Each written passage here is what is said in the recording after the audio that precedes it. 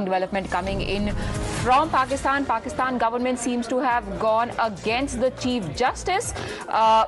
We've got news coming in that the Shahbaz Sharif government is targeting the Chief Justice. A panel has been set up to probe him, is what we are learning right now. This, remember, comes after the Chief Justice had made an observation saying that the kind of behavior that has been meted out to Imran Khan leaves little faith in people's minds on the judiciary, after which Maryam Nawaz had said that he might as well go and join the PTI. Listen into the reactions.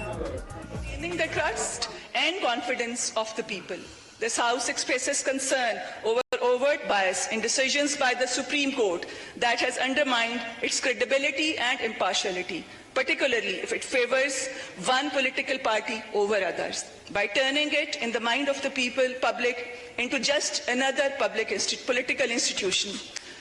The court undermines its legitimacy and the credibility of its judgments. This House also strongly condemns actions that compromise the fair administration of justice and calls for transparency, accountability and adherence to the principles of justice, impartiality and fairness by the Supreme Court to restore public trust in the judicial system. Shukriya. Now I put the resolution to the House. The question is that the resolution has moved be adopted. All those in favor of the resolution may say aye. All those against it may say no. I think the ayes have it, and consequently the resolution is adopted unanimously. Without bias or favoritism. There you see a resolution that has been passed in Pakistan Assembly to set up a committee that is going to probe the Chief Justice. This after clear sentiments against, at least in the ruling party, at least against the Chief Justice. He had very vocally put in front the sentiments that he had on the treatment that was meted out to Imran Khan. Remember, he was appearing in a high court in Islamabad and was giving his biometrics when he was dragged away by Pakistan Rangers, after which, and referring to that, CJI had said that the kind of processes that have been undertaken leave little faith in the judiciary, to which the retort from ruling party members was that he is so open in his bias towards Imran Khan that he might as well join the party. Pranesh, it's over to you for more details. Priya, look at the joke which Pakistan has turned into. We always knew that all the organs in the country there do not function independently. What more proof does one need of how democracy is in sham in Pakistan? Earlier, you had a situation where the Aam Aadmi, the Pakistan, the Awam as they call it, came out in large numbers on the streets and vandalized public property. This was their way of exhibiting their anger against the Pakistani army, which handholds the civilian government.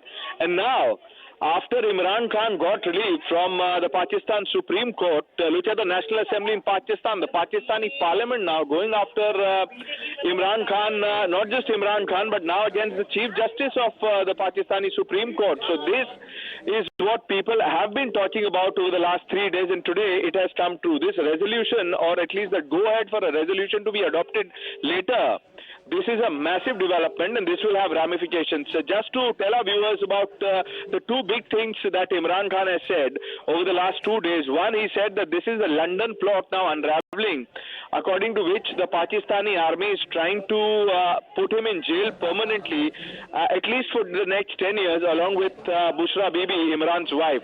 The other important point, or the claim made by Imran Khan, Priya, is about what he said about the Shahbaz Sharif government. He said Shahbaz Sharif government is allowing the Pakistani army to run riots. So you have on one hand Shahbaz Sharif taking on Imran Khan, you have the Pakistani army separately taking on Imran Khan, and now you have the National Assembly, the Pakistani Parliament, going after the Chief Justice of the Pakistan Supreme Court. Right, GD Bakshi is now joining us. Sir, how do you see the situation panning out in Pakistan? This is endgame Pakistan. This God-benighted nation was facing economic meltdown.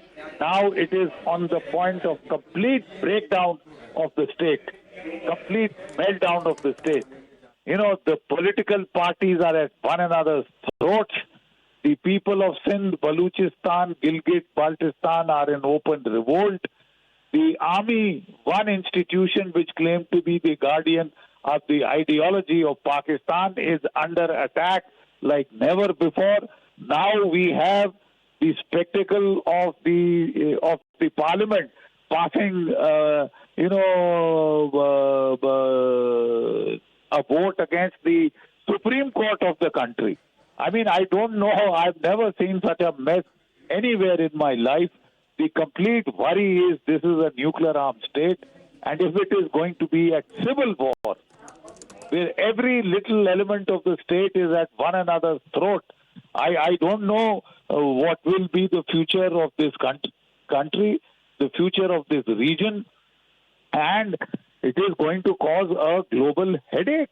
A country with nuclear weapon, if it goes into meltdown, if it gets into an end game, what will happen? Will nuclear weapons fall into the hands of non-state actors who are just waiting on the wings? There is complete chaos and mayhem in Pakistan. Complete chaos. It is endgame Pakistan.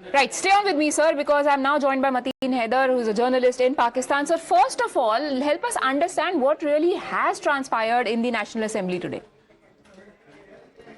In the National Assembly, there was strong condemnation of what the members of the ruling party believe the PTI's violent conduct, and a resolution has been adopted, which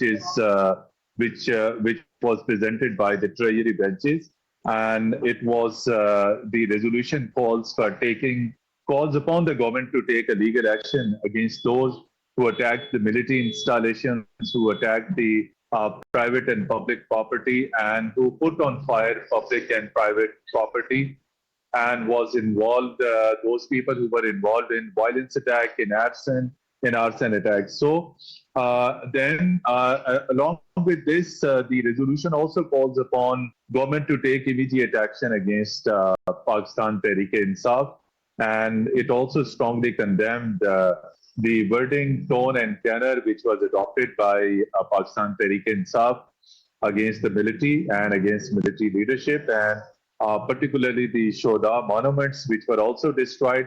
That act was also strongly condemned, and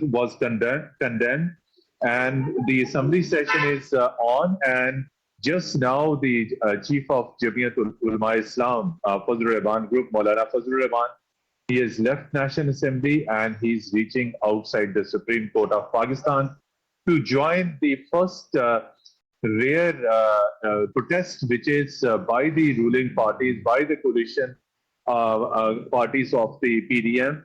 And Maulana Fazlur Rahman is going to address, despite Supreme Court of Pakistan requested Islamabad police and administration to make foolproof arrangements, despite imposition of Section 144. Thousands of people are gathered outside, and this act of the Pakistan Democratic Movement government, particularly Pakistan People's Party, JUIF, Qawmi Watan Party, and number of other parties are involved in demonstration. This act may prompt Supreme Court of Pakistan to take contempt proceeding, to start contempt proceeding. So that is also likely. So there are two state institutions which are in confrontation, rather three: the executive, the Parliament, and the Supreme Court.